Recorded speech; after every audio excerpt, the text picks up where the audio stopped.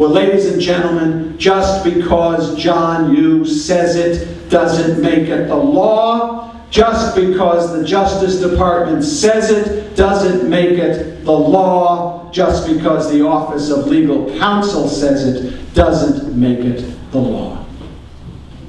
I'm eager to participate with you in questions and answers and in hearing our other speakers, but I want to close with two final comments. I was never more proud 2 years ago when the faculty of the University of California at Irvine invited me to speak. They had a special reason for inviting me. Unbelievably, the University of California at Irvine, 2 years ago, when much of what I'm telling you had begun to be exposed, invited for the purpose of being designated a distinguished scholar, John Yoo.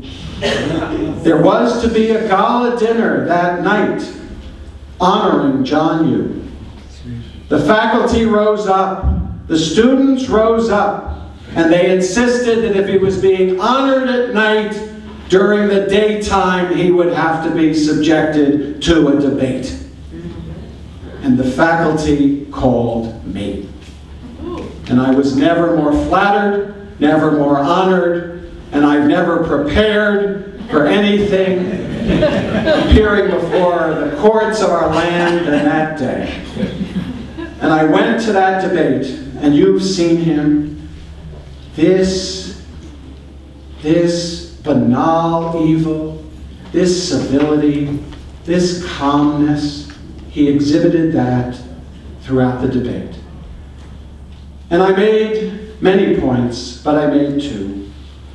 I looked right at him and I said, Mr. Yoo, in the Nazi and the Nuremberg trials, Hans Frank was charged and convicted. Hans Frank was a lawyer for the Nazi regime.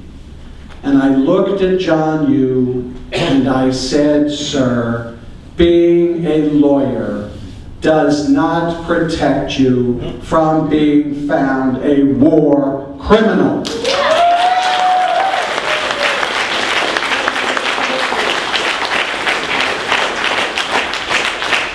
Let me close by personalizing this, and there are other ways to personalize this, and I wanted to tell you some stories about the victims of this torture, and we may have time for that because all the legalisms, all the arguments never bring it home like the human beings we're talking about who've been tortured. But the way I want to personalize it as I conclude this portion of our program is to tell you about my two grandchildren. I have two grandkids, Lexi and Charlie. As I look out on this audience, I doubt I'm alone with grandchildren or possibly great-grandchildren. Hands are being raised. Lexi wanted to distinguish me from her other grandfather, so she invented the name Peepaw. I'm Peepaw to her and now to Charlie. Someday, when they're older, when they've studied history, when they've studied this period, Charlie and Lexi will come to me. They will say, Peepaw, what did you do back then? What happened back then that we are reading about? That this country built on ideals of justice and equality and peace and freedom so lost its way, tortured people, invaded people, occupied people, incarcerated people, and all in the face of the Bill of Rights and the Constitution.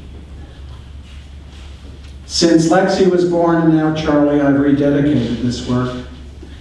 I've said to myself, I'm going to have an answer for Lexi and Charlie.